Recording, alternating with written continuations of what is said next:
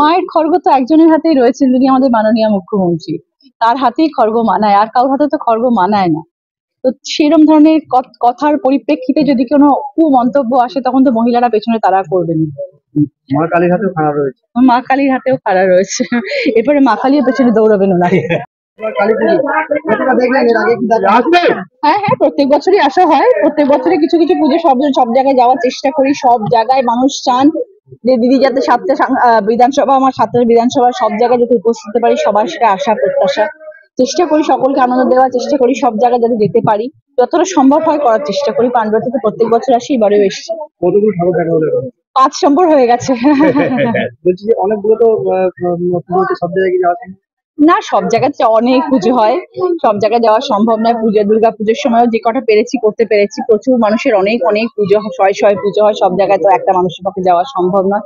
কিন্তু চেষ্টা করি যাতে এবছর যে 5টা এলাম, পরের বছর অন্য 5টায় যাই, তাহলে সব মানুষকে খুশি করা যায়।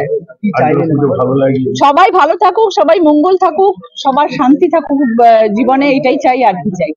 আমার পশ্চিমবাংলার মানুষ, তার থেকে বেশি আমার হুগলি জেলার মানুষ যেন ভালো থাকে। কালী পুজোতে শব্দের তাণ্ডব একটা দেখা গেছে, সেটা পুজো এবং চন্দননগরের জগদ্ধাত্রী পুজোর সময় দেখা গেছে যে গতকাল রাত্রে একটা জগদ্ধাত্রী পুজোর প্যান্ডেলেও আগুন লেগে গেছে, একটি বাড়িতে আগুন লেগে গেছে। কি বলবো এই শব্দের তাণ্ডব নিয়ে? দেখো, সবসময় আমরা বলি যে সব ভীষণ সতর্ক থাকা উচিত। বাজি পোড়ানোর সময় সতর্ক থাকা উচিত, স্পেশালি যখন আমাদের এত বড় বড় উঁচু উঁচু অট্টালিকার মতন প্যান্ডেল সব। তো যারা আতশবাজি ফাটাচ্ছেন, বা যারা আতশবাজি জ্বালাচ্ছেন বা কিনছেন বা বিক্রি করছেন, সবাইকে একটু সচেতন হতে হবে, সবাইকে একটুখানি চিন্তা ভাবনা করে করতে হবে।